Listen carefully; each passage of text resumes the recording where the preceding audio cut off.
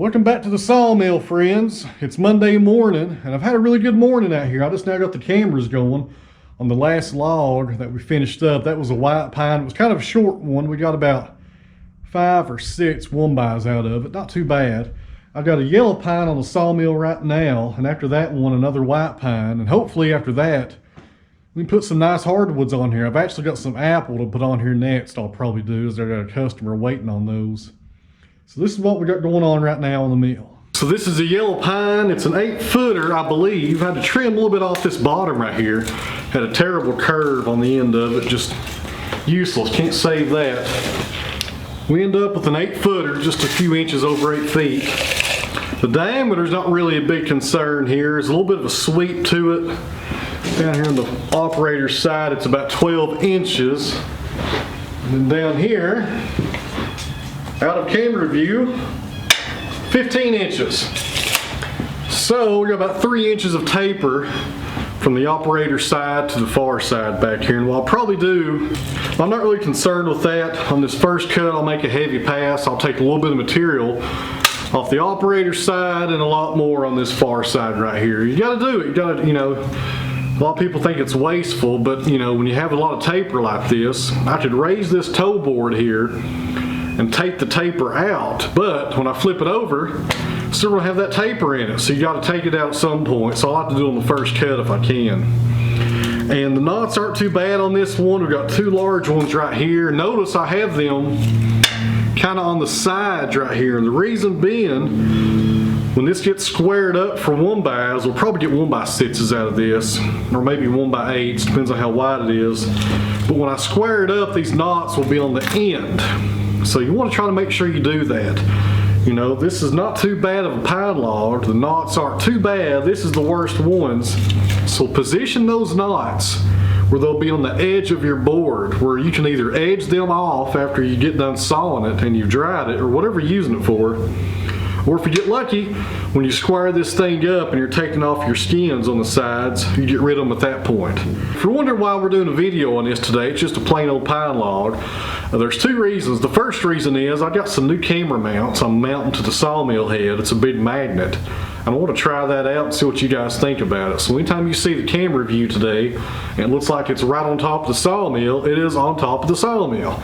I got a pretty large GoPro magnet that's I got it clamped to the top of the mill, and it looks like it's going to be pretty stable actually. That's what I've been having trouble with, is having footage with vibration, because the Yanmar diesel is so powerful it just vibrates that whole head. But a magnet mount may be the answer, so we'll see how that turns out. And the second reason is I've not done a video in a while. I wanted to put one out here for you guys. I've been kind of laid up for the past 2 or 3 weeks. I've had a pinched nerve in my lower neck, and I've about got that worked out, but it's been a rough 2 or 3 weeks here at the mill trying to get work done and try to take it easy and heal amongst all that. And we've had some terrible weather. Had rain up here a lot last week. It's still soggy and messy up here. And hopefully tomorrow I'll be able to get the tractor out and bring up some nice timber for us to saw, especially that apple. So that's the big reasons why I'm showing this pine today. So nothing real fancy, but hopefully the footage will be kind of interesting here on the different angles we can get. So let's get sawing, guys, and knock this one out. We're going to do something different on the last one over there.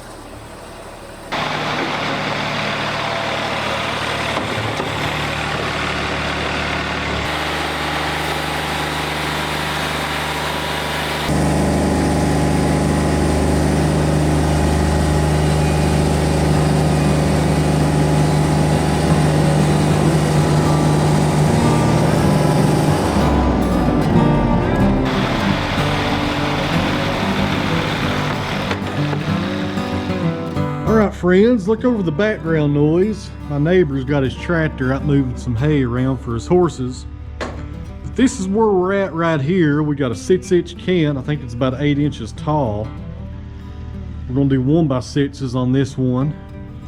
We'll go ahead also and come in here and square up that pith. You know, I don't really care as much about that on 1x, but I'll do it if I can. And we might as well since it's right there near the top. So right here are those knots that I talked about before we started sawing today. And this is what you want to do, guys. We was able to get those knots on the end of this cant right here. So if I wanted to saw 1x8s, they'd be on the very end right there. That's what you want.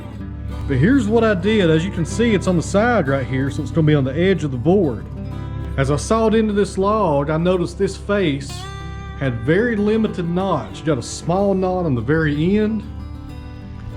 Really nice clear timber right through there. There's our knot, which will be on the side. That's what you want. And down through here, I have another knot on the corner. That's good. It's not in the middle. And then on down through here, got some insect damage right here, which will probably go away once we saw deeper into it. A little bit of wane right there, and that's about it. So not too bad. So that's what I did. I went ahead and flipped it up. And my strategy was to have this as my show face and put these 2 knots on the side. So as we saw down through here, both of these knots will be on the edge of the board. So let's get behind the sawmill and set up for 1-inch boards, and we should blast through this pretty fast actually. We'll probably get about 8 or 9 boards out of it, and this one will be done.